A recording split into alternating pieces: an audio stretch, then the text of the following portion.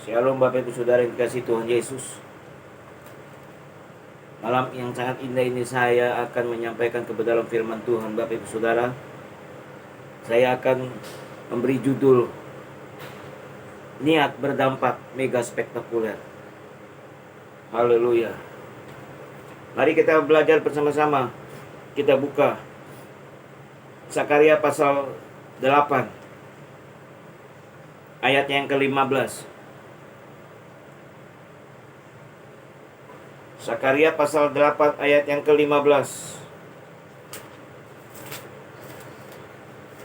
Kita tahu Sakaria adalah bapak daripada Yohanes Pembaptis, seorang nabi, keturunan imam besar yang dipakai Tuhan luar biasa. Sakaria 8 ayat yang ke-15. Maka pada waktu ini aku kembali bermaksud berbuat baik kepada Yerusalem dan kepada kaum Yehuda. Janganlah takut. Saya ulangi. Maka pada waktu ini aku kembali bermaksud atau berniat berbuat baik kepada Yerusalem dan kepada kaum Yehuda. Janganlah takut. Bapak Ibu Saudara, niat lebih berkualitas daripada keinginan atau itikat atau ikhtiar.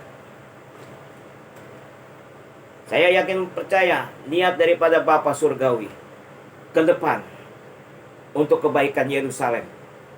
Yerusalem bukan berbicara secara fisik di Israel saja, tetapi Yerusalem juga. Yesus berkata, beritakanlah Injil mulai dari Yerusalem, Yudea, Samaria, bahkan sampai ke ujung bumi. Yerusalem itu berarti keluarga besar kita masing-masing. Lembaga keluarga pertama kali diciptakan oleh Bapa di Taman Eden. Lembaga keluarga yang paling sakral, Bapak Ibu Saudara. Kata firman Tuhan, hormati ranjang pernikahanmu. Haleluya. Bapak Ibu Saudara, kenapa harus Yerusalem?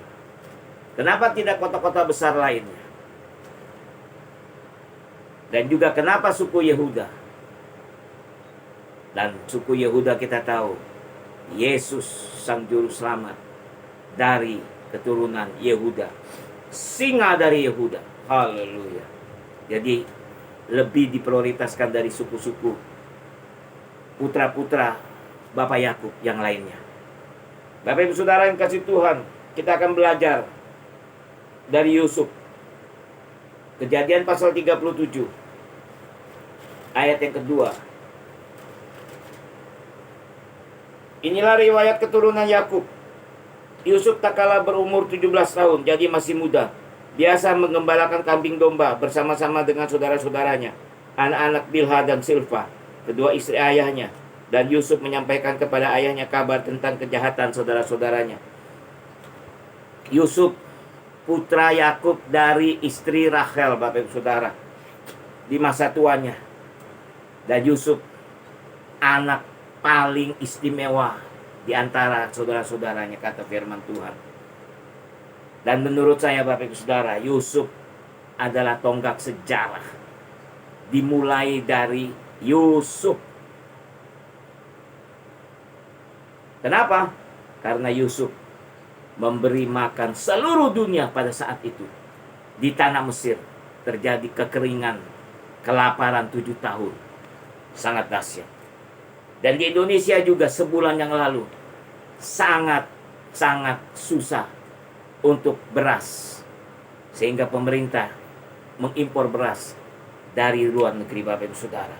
Kita tahu makanan primer, kebutuhan pokok, beras adalah urutan pertama kebutuhan primer.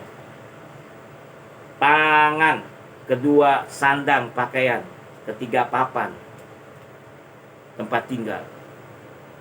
Makanan berbicara kebutuhan pokok, kampung tengah. Tidak ada kompromi kalau udah kampung tengah, Bapak Ibu Saudara. Dan Yusuf memberi makan seluruh dunia pada saat itu. Haleluya. Dan kita tahu Bapak, Ibu Saudara yang kasih Tuhan, Yusuf berkata, kalian saudara-saudaraku, mereka-reka yang jahat padaku. Tetapi Bapa surgawi, mereka-mereka yang baik kepadaku. Haleluya. Kita buka Kejadian pasal 49 ayat yang ke-22. Mari kita juga belajar bersama-sama. Saya rindu mulai saat ini kita juga ada niat untuk banyak menggali kebenaran firman Tuhan. Karena Yesus berkata, firman Tuhan seumpama seorang kerajaan sorga, diumpamakan seorang yang sedang menggali tanah, menemukan mutiara. Bagus mutiara saja Bapak Ibu Saudara. Bagaimana kalau berlian, emas, permata? Waduh, lebih dahsyat lagi. Dia kubur, ratakan tanahnya, dia kembali ke rumah, dia jual semua isinya, rumahnya. Dia kembali, dia beli tanah itu. Artinya, salah satu perumpamaan tentang kerajaan surga. Banyak yang lainnya. Domba yang hilang, dirham yang hilang, anak yang hilang. Tapi pelajaran ini sangat berarti buat kita. Artinya kita harus rajin, niat sekali lagi untuk menggali kebenaran firman Tuhan. Langit dan bumi akan lenyap, tapi satu iota, satu titik koma dan lain sebagainya dari firman Tuhan tidak akan lenyap. Berarti dia lebih berharga, lebih mahal, lebih eksis daripada harta dunia pada akhir zaman ini. Saya berdoa, saya rindu supaya kita semua bergandengan tangan belajar kebenaran firman Tuhan. Ayat 22, Kejadian 49. Yusuf adalah seperti pohon buah-buahan yang muda. Pohon buah-buahan yang muda pada mata air. Dahan-dahannya naik mengatasi tembok. Jadi Yusuf sudah membuktikan dia menjadi teladan, dan juga bukan menjadi teladan, dia menjadi saluran berkat. Kita rindu. Saya berdoa kita juga harus menjadi saluran berkat bagi saudara-saudara kita khususnya juga. Dari Yerusalem, Yudea sampai ke ujung bumi. Haleluya. Saya yakin dan percaya Yusuf bukan cuma dia mempunyai profesi gembala kambing domba. Yusuf punya niat, punya iman, punya visi ke depan. Jauh. Daud juga profesinya sama, menggembala kambing domba. Dan dia menjadi raja nomor 2 di Israel. Menjadi saluran berkat. Menjadi teladan bagi kita. Yang ketiga yang terutama adalah Tuhan Yesus. Keturunan Yehuda. Yesus anak Daud. Dia profesinya juga gembala kambing domba. Akulah gembala yang baik. Haleluya. Bapak Ibu Saudara, saya yakin percaya profesi penggembala kambing domba pada zaman Yusuf, pada zaman Daud, pada zaman Yesus, sampai saat ini profesi yang dipandang sebelah mata. Tapi saya sangat yakin dan percaya Yusuf tidak melihat secara fisik, tapi dia melihat secara mata rohani. Daud juga sama, visinya ke depan dengan iman yang luar biasa. Yesus terlebih. Haleluya. Karena apa? Niat memiliki segala-galanya.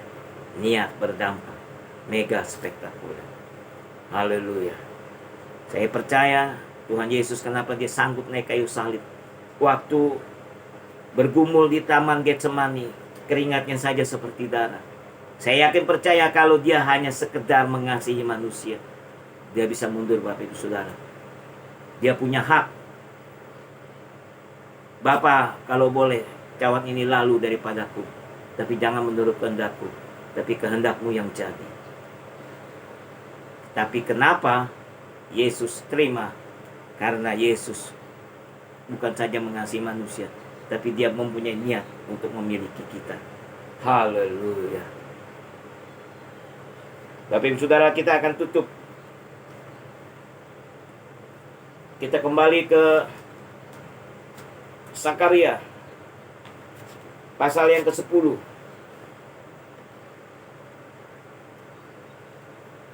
Sakaria pasal yang ke-10 ayat yang ke-6.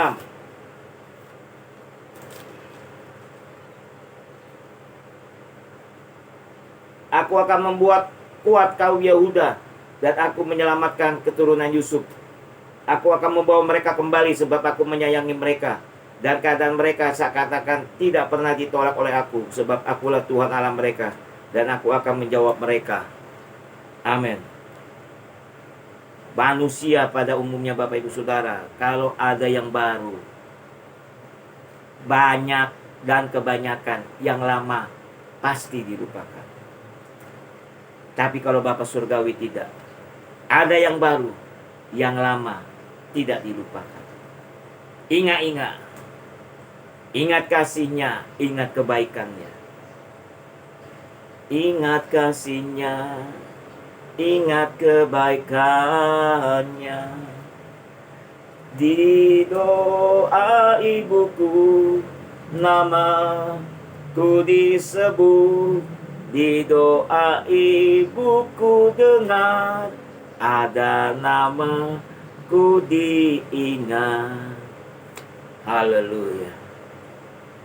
Bapak Ibu Saudara, mari kita bukan saja mengampuni musuh-musuh kita, tapi kita melupakan musuh-musuh yang sudah jahat kepada kita.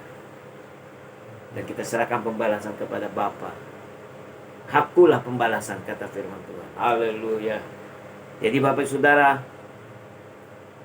kitab Zakaria kan kitab terakhir, 2 kitab terakhir di Perjanjian Lama. Tapi Bapa tidak melupakan nama Yusuf, khususnya di Kejadian di awal. Bukan cuma nama Yusuf, saya yakin percaya nama kakek moyangnya juga. Bapak Abraham, Bapak Ishak, Bapak Yakub. Dan kita juga semua diingat. Bahkan nama kita, wajah kita, kehidupan kita ada di dalam telapak tangan Tuhan Yesus. Haleluya. Bukan cuma Yusuf, bukan cuma Yehuda. Tadi kita sudah baca, aku akan membuat kuat suku Yehuda dan menyelamatkan keturunan Yusuf. Mengapa hanya menguatkan keturunan Yehuda? Mengapa tidak menguatkan keturunan Yusuf? Karena hewan yang paling kuat adalah singa. Salah satu dari ketiga hewan yang ada di kitab Yehezkiel. Kitab Yehezkiel, ada kitab Amsal, binatang-binatang atau hewan-hewan yang lain. Cecak, belalang. Tapi yang khusus di kitab Yehezkiel ada 3. Singa, buaya, kuda Nil. Kita tahu Yesus adalah singa dari Yehuda. Jadi Yesus sudah sang juru selamat, jadi tidak perlu lagi diselamatkan. Yang harus diselamatkan adalah keturunan Yusuf. Dan di kitab Yehezkiel tidak ada beruang putih. Beruang putih adalah untuk Rusia dan sekutunya. China, Iran, Korea Utara. Dan menyelamatkan keturunan Yusuf. Putra-putra Yusuf ada 2, Manasye dan Efraim. Jadi 2 negara yang saat ini ada keturunan Yusuf, yaitu 1, Efraim adalah Amerika Serikat, superpower. Karena Efraim anak kedua dari Yusuf, diberkati oleh Yakub menjadi berkat yang lebih besar, lebih banyak, dan juga kekuasaannya lebih hebat daripada kakaknya Manasye. Dan Manasye negara sekarang ini adalah Inggris. Di mana ada Amerika, di situ ada Inggris. Kakak beradik ini selalu bersama-sama dan menyerang Yaman, negara Arab. Ada di dalam satu lembaga NATO. Jadi suatu saat nanti, jika terjadi perang dunia ketiga, maka Yesus akan datang membela Efraim dan Manasye, kata firman Tuhan. Haleluya. Janganlah takut, kata Zakaria pasal 8 ayat yang ke-15. Jadi kata takut di atas kata khawatir. Kata takut di Alkitab dari Kejadian hingga Wahyu ada 365. Artinya 1 tahun 365 hari. Setiap hari Bapa di surga berkata kepada kita, jangan kamu takut. Haleluya. Jadi pasti Indonesia khususnya juga akan diselamatkan seperti Bapa menyelamatkan Manasye dan Efraim. Karena kita adalah Israel rohani. Darah kita, dosa kita sudah disucikan, sudah ditebus oleh kematian Yesus di atas kayu salib. Bapak Ibu Saudara, saya akan berdoa buat kita semua. Kami sangat bersyukur, sangat berterima kasih Bapa. Hamba-Mu sudah menyampaikan kebenaran firman-Mu, niat berdampak mega spektakuler. Kami bangga punya Engkau Tuhan Yesus, karena Engkau sudah berniat untuk memiliki kami manusia. Naik kayu salib pun, resiko paling besar pun, paling sakit pun, sudah Engkau pikirkan masak-masak Tuhan Yesus. Sehingga Engkau menang, Engkau ditinggikan, maka Engkau akan menarik semua bangsa datang kepadamu lewat kematian dan kebangkitan-Mu Tuhan. Hamba berdoa, biarlah setiap pendengar lewat video ini, Roh Kudus Engkau demonstrasikan kuasa-Mu. Engkau jamah karena Engkau garansi bagi kami. Haleluya. Kata firman Tuhan di Mazmur 119 ayat 122, Bapa Engkau jaminan garansi bagi kami. 1 Korintus 2 Korintus, Roh Kudus Engkau garansi jaminan bagi kami. Efesus 1 ayat 14, Roh Kudus Engkau garansi jaminan bagi kami. Dan juga Rasul Paulus menyinggung Tuhan Yesus, Engkau jaminan garansi bagi kami. Oleh karena itu kami bangga punya Engkau Tuhan Yesus. Firman-Mu pelita bagi kaki kami dan terang bagi kami, jalan kami. Haleluya. Semua sakit penyakit kami sudah disembuhkan dalam nama Tuhan Yesus. Berkati pekerjaan, usaha, karir, dan sekolah anak-anak daripada hamba-hamba-Mu khususnya, dan juga anak-anak-Mu Bapa. Biarlah mereka menjadi garam dan terang, diberkati secara melimpah-limpah, berkat-berkat anak-anak penuh dengan susu dan madu, sangat spektakuler, sangat kilang tercurah atas mereka semua. Dan juga 9 buah Roh Kudus sangat spektakuler tercurah atas mereka semua. Kembalikan semuanya untuk hormat kemuliaan bagi nama-Mu. Dalam nama Tuhan Yesus, hamba sudah berdoa dan mengucap syukur. Amin. Amin. Amin.